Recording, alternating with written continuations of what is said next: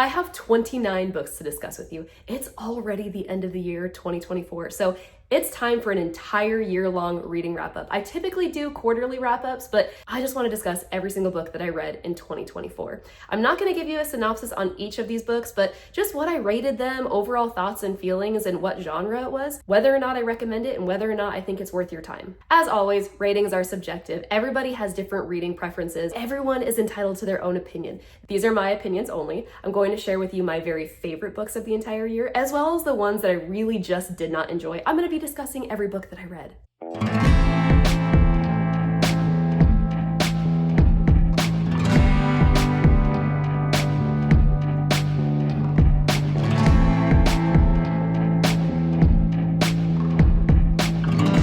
I actually feel very accomplished with the 29 books that I read. Well, technically, it's 29.25 books that I read because I'm about a quarter of the way through Brandon Sanderson's Wind and Truth. This is Stormlight number 5.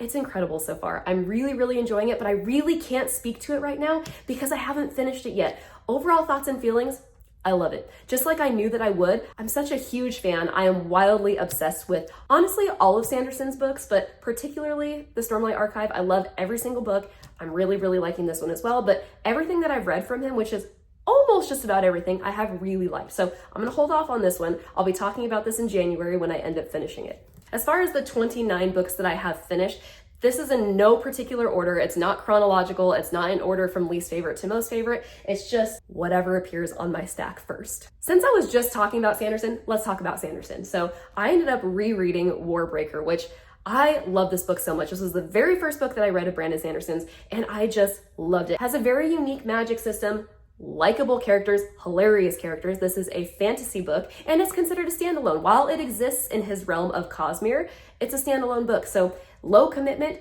I 100% recommend that you read this. You should read this right away. 100% worth it. 5-star read, honestly, 6-star read. Absolutely worth your time. Please go get it. Read this book.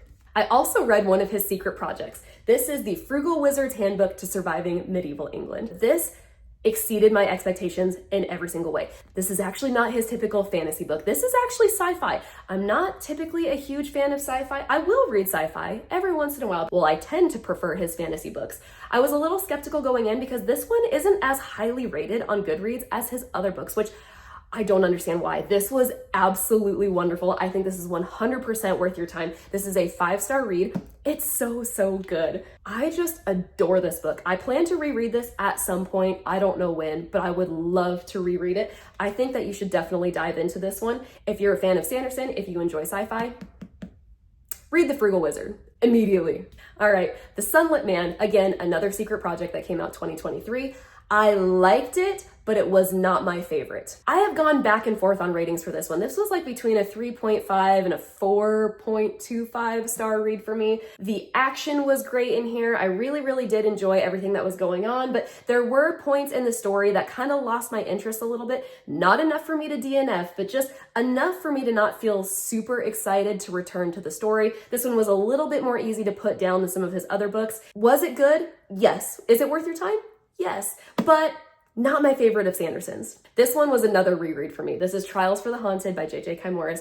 I adore this book. I love this book so much. I'm just a sucker with books regarding trials. I love it. I don't know why. Something about the action and the excitement. I just love it. These characters are super quirky. They're funny. They're a little weird sometimes, but I just love this one. This is a 5-star read for me. I read this initially when it first came out in 2023, but I reread it in 2024 just because I had to. I am eagerly awaiting book 2. So Kimmorist, hello. You readers are waiting. Let's get cracking. I gotta figure out what happens to Sin next. This is considered a dark fantasy book. I just loved it. Wonderful trials, captivating characters, everything that you would want in a dark fantasy book. There's a little bit of romance too. Dark romantic interest. Very good. Worth your time. 5 stars. Get it. Next, let's talk about Emily Henry. I love Emily Henry. I'm such a huge fan. She is more than just a romance author. It feels weird to say that, but her books are so much more involved than your classic regular romance. I hope that makes sense. There's so much emotion, there's so much complexity behind her characters and their backstories.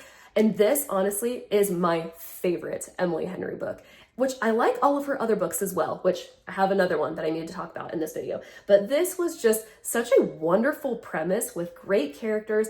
The banter was great. This had my attention the entire time. This was one that I just really had a difficult time putting down. 5-star read, absolutely worth your time. If you like romance, this is absolutely for you. I also ended up reading Happy Place. This was on my TBR for quite some time. I will be honest, this is my least favorite Emily Henry book. Now I say that, but I also have to admit, I still really liked it. I enjoyed it. It's just a little bit more heavy. It's not as lighthearted as her other books. And it's sad. Do I recommend it? Yes, but like last in line of her other books. I recommend that you read some of her other books first. Funny Story is great. I love People We Meet on Vacation. I think that's an unpopular opinion. I feel like people typically tend to like People We Meet on Vacation the least, which is so weird to me because I love Alex and Poppy. They're my two favorite characters when it comes to romance books. I also like Book Lovers. I also really enjoyed Beach Read. I would say if I had to pick, Beach Read and Happy Place were probably my least favorite. They're still really good and definitely worth your time. But if you're new to Emily Henry and if you're interested in reading some of her romance books, Funny Story, People We Meet on Vacation, Book Lovers, those are the ones that I think you should start with. But all of them are really good. I ended up giving this an overall, I want to say like 3.5 stars. It was good, just not my favorite of hers. Butcher and Blackbird. This is a funny one for me to talk about because when I read it, I really, really enjoyed it. I rated this a 5-star read, but I think it was mostly for the shock factor because it was like, what did I just read? Why did like, what the heck is going on? This is a very dark romance. And I think because it was different, I really enjoyed it. I had never read anything like it before, but it's not one that really holds up in my mind as a 5-star read. We're gonna keep the rating because I think that's fair because it's different, it's shocking in a lot of ways, it's disgusting in a lot of ways. So it's a 5-star read. This is one that I recommend hesitantly. This is not for everybody. This is not like a blanket recommendation book. This is for very specific readers. People that don't mind like raunchy, gross stuff. It might be for, it just really depends on the reader's taste. So check the trigger warnings.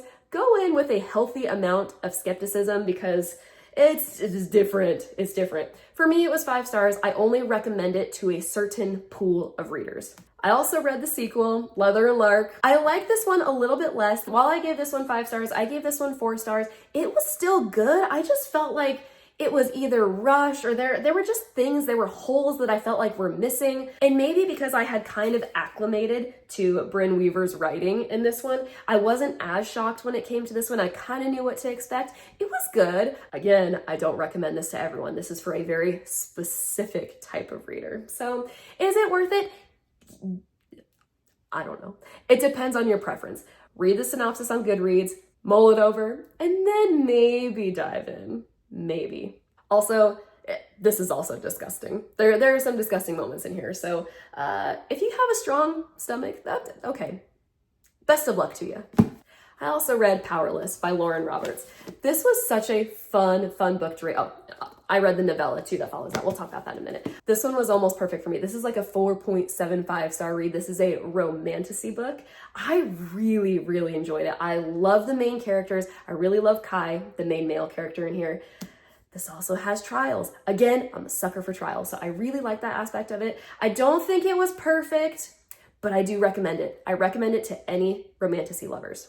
Powerful, I rated a little bit lower just because it was so sad. I was so sad. It's like a 4.5 star read for me. I really liked it and I do recommend it, but the good news is that nothing is going to necessarily surprise you about this little novella because if you read this, you know what to expect from this. I have yet to read Reckless, which is the second book in this series.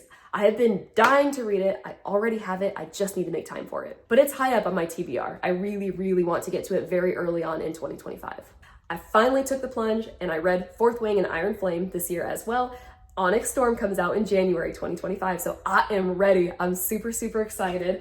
This is a romantasy, dark romantic interest, has dragons. I really enjoyed it. I will say, this book gets a lot of hate out there on Book Talk, Bookstagram, BookTube.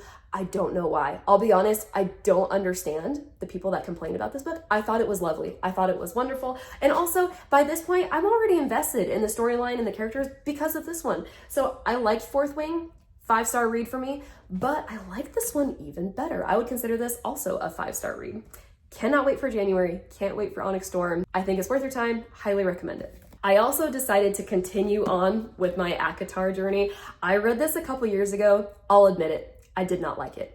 I actually hated it. I really, really did not like this book. It's kind of like a Beauty and the Beast retelling, which I'm not a huge fan of retellings anyways, but I just felt like this book was all over the place. I didn't know what the author was trying to achieve, what we were going for. I just felt like it was so scattered, but people kept telling me time and time again to continue with the series because they get better. So even though I read this a couple years ago, I finally read the next 3 in the series. I'm still not caught up. I still have yet to read A Court of Silver Flames, which is again high up on my TBR, but I keep getting distracted with other things. These were good. These were so much better than ACOTAR. The thing is, ACOTAR kind of sets up for these books. I say this hesitantly because most people don't agree with me, but if I could give myself advice, I would skip the first one.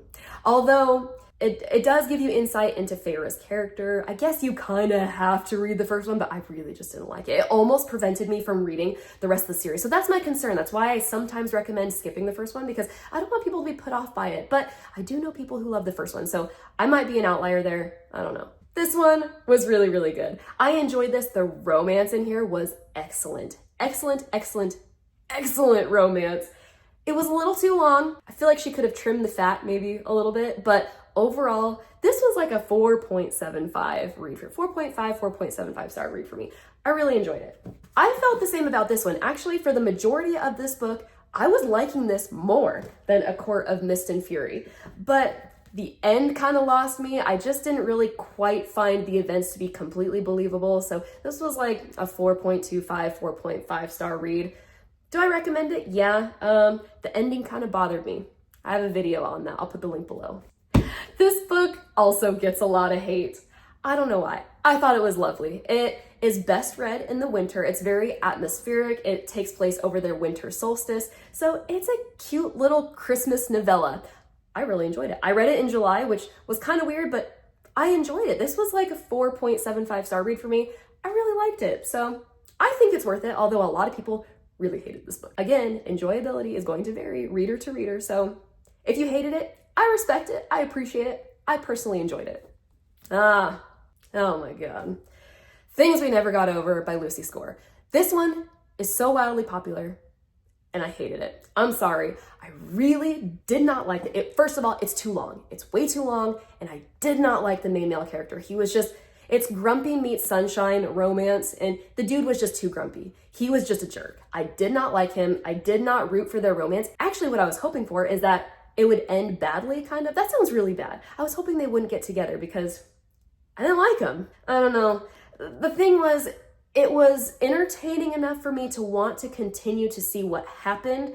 So the fact that I actually finished it means something. I would say this is a solid 2-star read. Sorry, I know a lot of people really like this book. It just was not for me. If it's for you, again, I respect it, I appreciate it, just not for me. I like the sunny meets grumpy trope, but it has to be a nice balance. The guy can't be too grumpy, otherwise I just lose all enjoyability. So no, I would never recommend this book. I don't think about this book. Actually, I do think about this book. I just think about it with distaste. So no, kind of on a roll with my negativity right now. So let's talk about The Pumpkin Spice Cafe by Laurie Gilmore. After I read this, I ended up giving this a 2.5 star read. It was just mediocre, straight down the middle, nothing special about it. It was the most basic storyline with the most basic characters. It's very atmospheric, it's very autumnal. You should read it around like October, November. I don't recommend this one. I really don't. I guess it's cute. There's just not a lot going on with the story. I found myself very bored. It's very predictable. It's very cliche. I didn't like it. This is part of her Dream Harbor series. I will not be reading that. No, thank you. No. My favorite thing about this book is the cover. I think this cover's really cute, but I think that's really all the book has going for it. So, no. Yeah, no. Even though I initially rated this a 2.5 star read, I feel like that was overly generous because the more I think about this book, the more I just didn't like it. It's not that anything like irked me or pissed me off, but there's just nothing remarkable about this. The writing is super basic, the characters are super basic, there's just nothing special about it except that, I guess it's cute, I don't know. So it doesn't hold up in my mind as a 2.5 star read, it's more of like a 2, maybe 1.5, although that's just being cruel. I feel like that's just being cruel. I don't know. Read at your own risk. To continue on with my negativity streak. Oh boy, Legends and Lattes. I went into this one so excited because there was so much hype about this book. It's considered a cozy fantasy. I don't like cozy fantasy. I found that out by reading this book. Nothing happens. It's high fantasy with low stakes. I need high stakes, otherwise I am just bored out of my mind.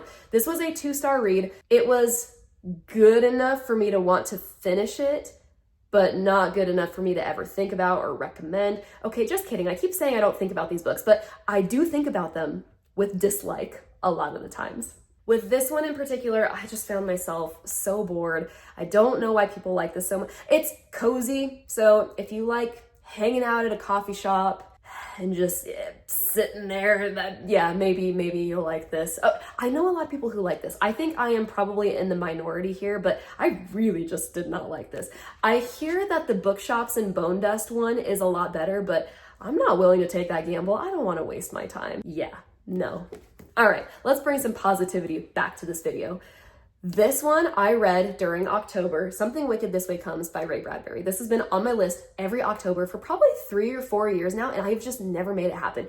But this was so incredible. It's nothing short of masterful. Ray Bradbury's writing is just gorgeous. It's considered a classic for a reason. It has a very captivating storyline while being beautifully written, excellent characters, very thought-provoking, and it promotes a ton of discussion. This would be an excellent book club book in October. This is a 5-star read. I 100% recommend it. There's so many beautiful, cute moments in here that I think about all the time. I mean, I know that I just read this a couple months ago, but I still think about it all the time because it's that good.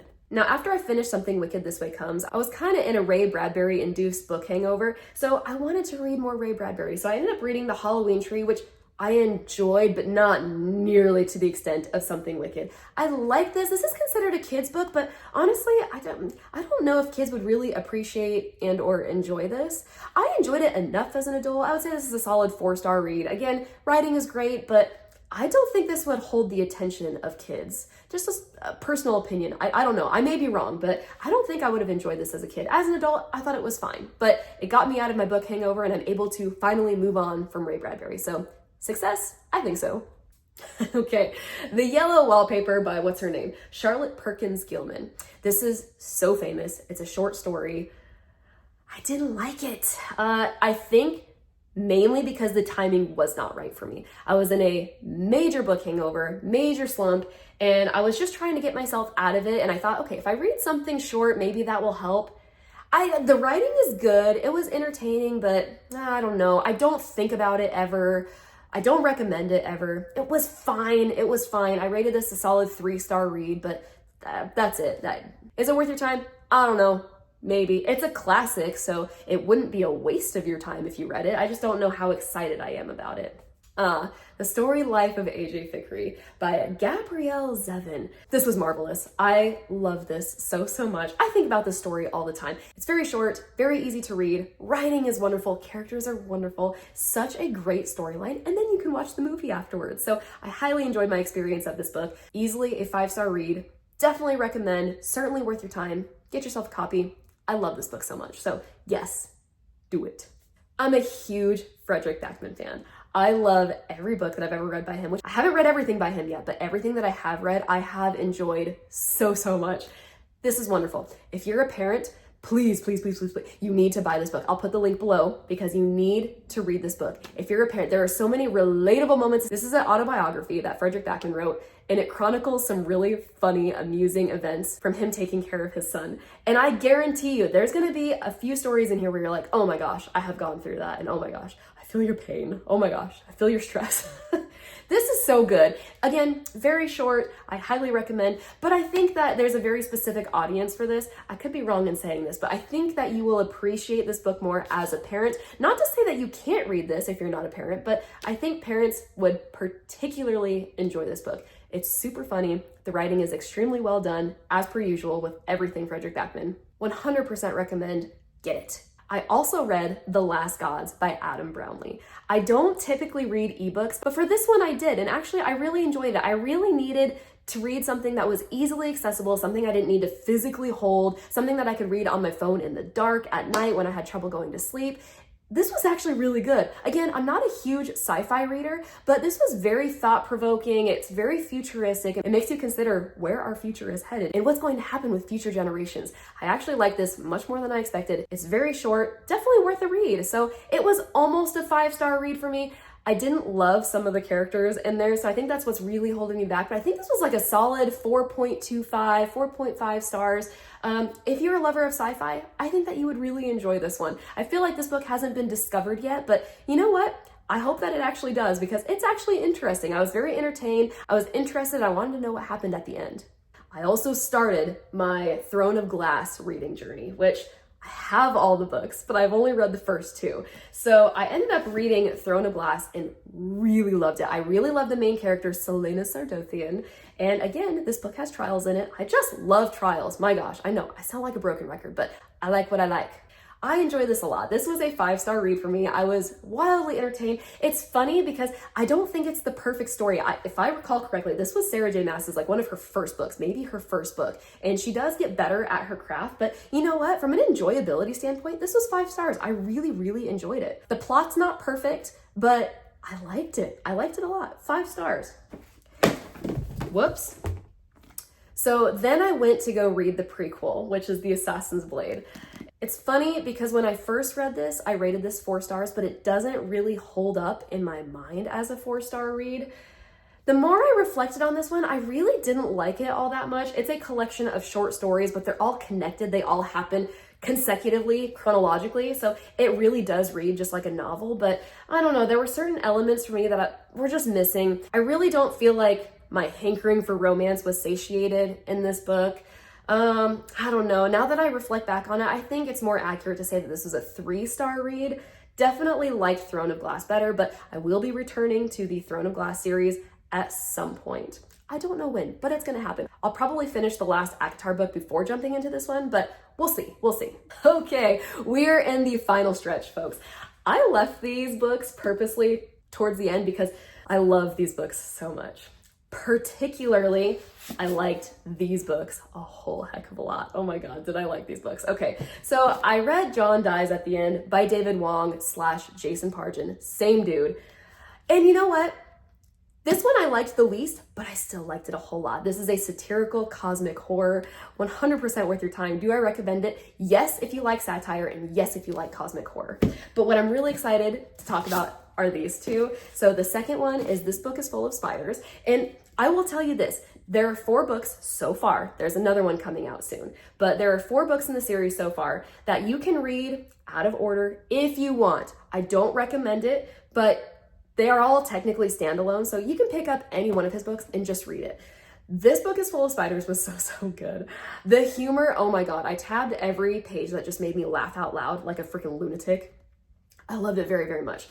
Jason Pargin is just a masterful writer, and I have nothing but good things to say about these books. What the hell did I just read? I actually just finished this, and it holds up. It's just as good. It's not better, but it's just as good as This Book is Full of Spiders. I have one more book to read in the series. It's called If This Book Exists, You're in the Wrong Universe. I already own it. I just need to get to it, and I'm very, very excited. Again, I tabbed all the spots that just made me laugh out loud. Oh, he's such a good writer. He's such a good writer. So I saved him for last just because I just finished reading this book, and I'm on a Jason Pargin reading high because I just really, really love his writing style. He's different. He writes unlike any other author that I've ever read.